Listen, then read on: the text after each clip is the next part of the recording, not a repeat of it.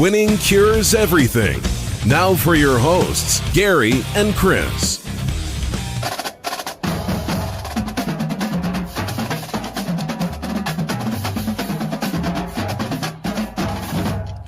Welcome in, Winning Cures Everything. It is the Wednesday, November 24th edition of the show. I am your host, Gary, riding solo. You can follow me on Twitter at GaryWCE. And it is, of course, Thanksgiving week. We have NFL games that we need to get to. Of course, I'm not going to discuss a whole lot of what is happening in college football, et cetera, et cetera. We will save that for the college football show. But with that, let's go ahead and begin with this. Dan Mullen, fired at the University of Florida as their head football coach, and I can't say that we didn't see this coming, right? After a loss to Missouri on the road, they have not done well lately, and it appears that the culture in that program has completely tanked, and you almost left Scott Strickland with no other choice but to do this, right? That's kind of my takeaway from this is we don't know exactly how far down this thing could have gone, right? This was a very, very close loss. If you look at Florida's schedule this year and who they have played, who they've beaten, who they've not, the teams that they have not beaten, they actually had a really good post-game win expectancy in those games. They just made incredible, crippling mental mistakes throughout the game that led to a loss, right? Against Missouri, had every opportunity to win the game. And you get beat on a 2-point conversion in overtime. And that's the way the cookie crumbles, right? So at this situation, it's hard to find anybody that went from, a top 7 ranking, a possible playoff berth last week of the regular season last year, to now losing his job this quickly. But with recruiting and the way that the culture is shaping up inside of that program, you almost had no other option. So now all eyes are pointed towards who will be the next Gator head man. And, of course, everybody's asking the questions, what's a better job, LSU, Florida, even tossed USC out there. I think everybody, for the most part, believes, if they're really being honest with themselves, that LSU is a better job. There is no in-state school that is going to fight against you in recruiting, anything like that. LSU seems to be the better job. I don't think you have to worry about that if you're Florida, though. If you're Florida, you go out and you get your guy and don't worry about what everybody else is doing. That's the biggest thing about these coaching searches is know what your role is, know what your place is in the college football landscape, and then go be that. Scott Strickland, if you're making the hire, go out and get your guy, and don't worry about what the waters look like. I don't blame him for making this hire or making this switch at this point in Dan Mullen's tenure because you cannot afford to let it drop any further, especially in recruiting. You're already behind the 8 ball with Georgia in your own division, but the rest of the SEC about to get a little hairier, right? So you got to make sure that you get this thing right. Of course, people have been watching plane flights and tracking planes and whatnot. Billy Napier, a name that everybody is interested in for sure. But if you are LSU and you did not make Napier your first choice, Florida could certainly do worse than to make him their first choice. I don't trust that it was actually a Florida plane that was going to get Billy Napier or going to talk to Billy Napier that was able to be tracked by whatever these different websites are. I don't buy that. If you look at what they have done before, what they did with Dan Mullen, etc., they have chartered flights. They have gone and actually flown commercial. They have done all kinds of things. They're not just going to make it easy for people to see what they are doing. They're going to make sure they got the right guy. If Napier is the guy, they probably called him immediately, and they may already have this thing wrapped up. Who knows? Who knows? We will see what happens with that, especially since it looks like Sonny Dykes to TCU is a done deal. Napier won't be going there. If you are worried about losing Napier to Virginia Tech, go on and get him on the phone. Go on and get him on the phone. There's a lot of different options. We're not going to go through them all this week. Obviously, it is Thanksgiving week. Don't want to spend too much time on it. Not going to do an NFL week recap. We will go ahead and get into the games. I know that's what you're here for. Chris, of course, no picks this week. He is gone to the most magical place in the world, and we're going to let him be. I'm not going to bother him to try and get picks. We're going to go ahead and dive through the games that I think are the biggest this week in the NFL. And then I will give you my super contest picks. I have already made them. I've already placed my bets. I'm going to give you what my line was. Obviously, these lines change from time to time, but we will begin with this. NFL big games, week 12. Hey, you know what? Before we do that, let's go on and do this. Got to give you the rundown. winningcureseverything.com. That is the website. You can find everything you need to know about us over there, all the shows that we do, et cetera, the podcast, and so forth. Go ahead and check that out over there, winningcureseverything.com. Along with that, the show is brought to you every single week by BetUS. It is America's top sports book. You can find them online, betus.com. Sign up using the promo code NCAAF2021. It's going to get you a 125% deposit bonus up to $2,500. And it is sportsbook exclusive. There is a link in the description. You can click that link, and it is going to automatically toss the promo code in there for you. Make it very, very easy for you. So go on over to BetUS and make sure that you sign up using that promo code. Along with that, I host the college football show for BetUS, and you have a link to that in the description as well. We have one show this week. Of course, it will be on Wednesday. It will be today. So go ahead and check that out. It's a little bit different time than usual, but if you hit that notification bell, it's going to tell you exactly when we go live, but it should be at 2 p.m. Eastern time. Going to be a little longer than usual because we're not going to have a Thursday show this week, obviously with Thanksgiving. But yes, lots going on in the BetUS college football universe. And then, of course, I will have a Thursday Winning Cures Everything show. So make sure you tune back in for that. That will be our college football show. And I think I'm going to have Parker Fleming back on for that one. So with all that said, let's get into the nitty-gritty. Let's get to the good stuff, and that would be our NFL big game picks for Week 12. And we will start off with this. Last week I went 3-5. Chris went 2-6. On the season, I am 50-43, and Chris is 38-55. So not great for either of us. The 50-43 is not bad. Chris, 38-55, he has plenty of time to pick that up. With that said, we'll start off on Thanksgiving. We're going to talk about all three games. The Bears head to the Lions. That is the early game on Thanksgiving. Lions are a 3-point dog. Total of 41.5. Again, the odds brought to you by BetUS. And when I look at this matchup, I do not see a lot of prayers for the Detroit Lions. Chicago has picked things up on defense quite a bit. I don't believe that the Lions are going to be able to move the football on this Bears defense. You look at total DVOA for the Bears defense, number 16. Detroit's offense is number 30. And then on the other side of the ball, injury or not, I still think Chicago has more upside on offense than the Lions defense. It's number 26 total DVOA on offense for the Bears, number 28 for the Detroit defense. You look at this, the Lions have not had a ton of success at home on Thanksgiving for whatever reason. I don't know that you bringing in MCDC is going to change that this season. I think I'm going to take the Bears here. Bears -3, and I really like that. I think that is way too short of a line, and it's come down for whatever reason. It opened at 3.5. It's already come down to 3 almost immediately. So I will take the Bears on this one. With that said, moving on to our next matchup here, the Raiders heading to the Dallas Cowboys. This is the afternoon game on Thanksgiving. Cowboys a 7.5-point favorite, total of 50.5. And something has happened with the Raiders. And I understand all the off-field stuff, and maybe it finally just caught up to them. I also know that the Cowboys did not look good against the Chiefs last week. But the Raiders, this is 3 weeks in a row where they have scored like in the teens. And their offense had kind of been clicking. I don't trust them in this spot, especially on a short week. I like the Cowboys a lot. Cowboys, even with 2 out of the last 3 losses, still number 4 in total DVOA. Their offense is number 8. Their defense, number 4. Like, the defense has been highly improved. And you look at Vegas, I mean, number 23 total DVOA, they have just fallen off a cliff.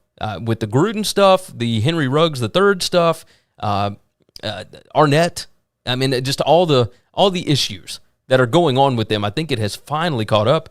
I don't think 7.5 is enough here. I made the line 9. I'm going to roll with that. I'm going to take the Cowboys. I think they can win by double digits here. So 7.5, not enough points for me. On to the third Thanksgiving game. The Bills heading to the Saints on Thanksgiving night. Of course, Thanksgiving in New Orleans, a lot of Cajun food. I'm always a fan of that, for sure. The Saints are a 5.5-point home underdog, total of 46 here. Bills have not looked great over the last 3-4 weeks, however long it's been. They got whipped at home by the Colts last week. I tend to think that the shine has worn off of Trevor Siemian and that Saints offense because they kind of got whipped by the Eagles last week on the road. Now, of course, they come back home. It is a short week and whatnot, but you look at this Bills defense, I think that the Saints are going to have a really, really difficult time scoring points. Now, the same could be said for the Bills against the Saints defense, right? The Saints defense, number 5 in total DVOA.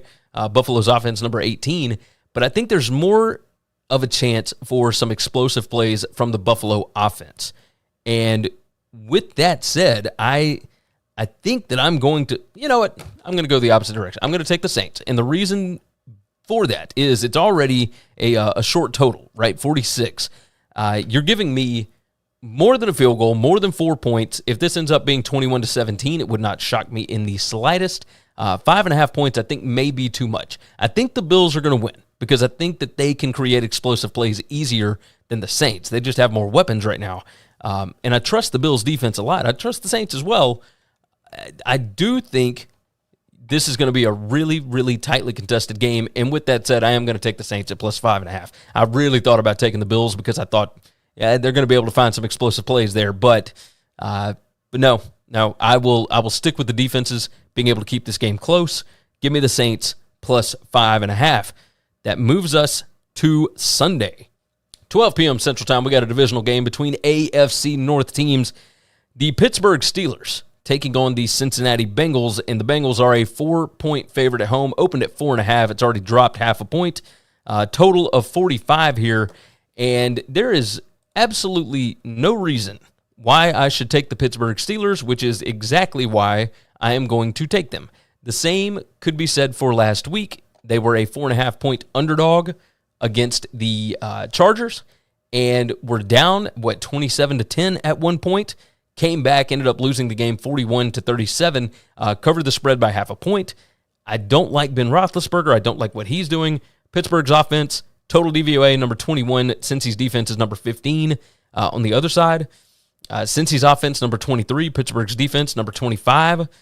You look at just overall, total DVOA. Both teams basically rated a D from an A to F scale.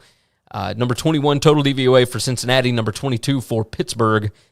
There's nothing to like about either team, which makes me question why in the world would Cincinnati be favored by more than a field goal here. And I like the road team. I'm going to take the Steelers plus the 4. Anything would not shock me in this game. Anything at all. The Steelers have shown they have playmakers. They can score, and they can certainly score on this Bengals defense. On the opposite side, Joe Burrow, Jamar Chase, that bunch, Joe Mixon, they can certainly score on this Steelers defense, especially with the injuries and whatnot. But at this point, this comes down to coaching, which is why I'm taking this. Zach Taylor has been good this year. Has not been great. It was not great the last 2 seasons. Who do I trust more? Mike Tomlin, for sure. So give me the Steelers plus the 4 on this one. Next one, another 12 p.m. Central Time game. We've got the Tampa Bay Bucs heading to the Indianapolis Colts. And the line here, the Colts are a 2.5-point dog at home, total of 51.5. Totally makes sense. The Bucs on Monday night just absolutely whipped the New York Giants. Was not even close. And, of course, the quarterback matchup here between Carson Wentz and Tom Brady is not even close. Not even close. When I look at this matchup, I see a couple of different mismatches here, right? Indy is not bad, but Tampa's offense is number 1 in total DVOA. Indy's defense is top 10. They're number 9, but that's a pretty sizable mismatch for me. On the other side, Tampa Bay's defense has moved all the way up to number 7 in total DVOA. Indianapolis's offense is number 11. I don't always trust Carson Wentz to be able to get stuff done. Last week, they were able to handle the Bills thanks to the running game and whatnot. I don't think they're going to be able to do that against the Bucs this week. And with that said, I'm going to take the Bucs minus the 2.5. It seems like an easy bet. Almost looks like a sucker's bet. And it might cost me. But I do like the Bucs here at minus 2.5. You get Tom Brady and those receivers in a dome, no weather, no issues. I'm all in. I am all in. Give me the Bucs minus 2.5. And that moves us to our last 12 p.m. Central Time game. And we have got the Titans heading to the New England Patriots. Titans got absolutely embarrassed last week by the Texans. It was 5 turnovers, 6 turnovers, whatever it was. It was not good. I will certainly tell you that. But the Titans, obviously better than how they played last week. Weather was certainly an issue against the lowly Texans. But overall, I had not been able to figure out how in the world the Titans were able to do what they had done thus far in the season. Through 11 games, they were 8-3, or are 8-3 at this point. It made no sense. Their total DVOA on the season is number 18. They hadn't played great, and yet they somehow find a way to win. Their offense, number 22 in total DVOA. The Patriots' defense is number 2 overall. I mean, just if their defense is so incredibly efficient right now. The New England offense, number 16 against Tennessee's defense, number 12. Along with that, I hadn't brought this up today, but special teams. It's a pretty sizable mismatch here. Number 6 in efficiency for New England special teams, number 19 for Tennessee. If we saw Tennessee have issues in the weather last week at home, it's going to be cold in Foxborough. I mean, this is not surprising, shouldn't be surprising to anybody. I look for the Patriots to be able to handle this pretty easily. My line on it was actually 7. The fact that it came out 6.5, I was a little surprised. I thought this might be 4.5. But my line was 7. If it's under a touchdown, I'm taking the Pats. I'm taking the Pats all day. This Patriots team is rolling right now. So give me Mac Jones and that offense that is rapidly improving against this Tennessee Titans defense. I think that secondary has some injuries. That bye week cannot get here soon enough for the Titans. They might be hurting after this one. They might be hurting after this. So give me the Patriots minus the 6.5. And that'll move us to Sunday afternoon. The Los Angeles Rams against the Green Bay Packers. Now, this opened a pick'em. I'll take that back. It opened Pack -1, moved back to a pick'em. These are two really, really good football teams. The total is 47.5, so they don't expect a ton of points here. But when I look at this, I don't see really any mismatches at all. This is, now obviously some of these numbers still skewed by what happened in week 1 because that was just a complete collapse by the Packers. But the only mismatch that I see here is the Rams offense against that Green Bay defense. Green Bay's defense, we saw it last week against the Vikings, gave up points. They continue to do that. I think the Rams are going to have success again, but I also think that Green Bay is going to be able to get success against that Rams defense. Number 8 in total DVOA for the Rams defense, number 5 for the Green Bay offense. If you take out week 1, they're actually up at number 3. Now, you look at the Green Bay defense, they're number 14 in total DVOA. You take out week 1, they're actually number 11. The Rams offense, at number 2 in total DVOA. I look for a little bit of home field advantage. Rams going to Lambeau in a pick'em game. I will take the Packers. I will take the Packers to cover. To win outright, and that's all you got to do if it's a pick'em, right? So give me Green Bay, give me Aaron Rodgers, and that offense getting back to clicking against that Rams defense. Finally, we move to Sunday night, and we have got a pretty fascinating matchup. Another divisional game, AFC North, the Cleveland Browns heading to the Baltimore Ravens. Ravens favored by 3.5 here, and if I pull up my sheet on this, the total is 46 on it, but I was a little surprised at this. There's still so many injuries for the Ravens to get through. These two teams are about as evenly matched as you can possibly get, and this Ravens defense, there's a lot of issues here, a lot of issues. The problem with the Browns is their variance is number 30 in the league. That means they are one of the most volatile teams. They could have an incredibly poor showing. They could have an incredibly great showing. They can look like they could win the Super Bowl, or they look like a team that should be picking, top 3 in the draft. You never know which one is going to actually show up. And in that situation, I'm going to go with the home team. For whatever reason, there is no separation between these two. Cleveland's offense, number 12 in DVOA. Baltimore's defense, number 27. Baltimore's offense, number 14. Cleveland's defense, number 24. Overall, DVOA, Baltimore, number 15. Cleveland, number 17. The difference is, of course, the variance. Of course, we do have a special teams mismatch here. Baltimore, number 2 in special teams DVOA in efficiency. Cleveland, number 16 in special teams efficiency. I'll take the guy with the reliable kicker. I'll take the team with the reliable kicker. I trust that Baltimore will be able to win this game. I know it's more than a field goal, but I will take the Ravens minus 3.5 here. They've not looked great lately. And I think, them getting a win, even with Tyler Huntley at quarterback last week, definitely moved them in the right direction. You get Lamar back this week, I think they're going to be foaming at the mouth to get this win. That will take us to our Monday night game, the last one before, of course, I do the Super Contest picks. Again, short show today, running solo. It's a short week. We got Thanksgiving. We got all that kind of stuff. So I've got things to do. The Seahawks headed to the Washington football team on Monday Night Football, total of 46.5. And this Seahawks team is what you would expect from a team that basically built everything around a quarterback, and that quarterback is not healthy, right? They do have some really, really good players, but if Russell Wilson is not healthy, they are not going to be able to win, period. This Washington defense has been trash. I think the fact that Washington is favored might actually help Seattle. I've talked poorly of Seattle.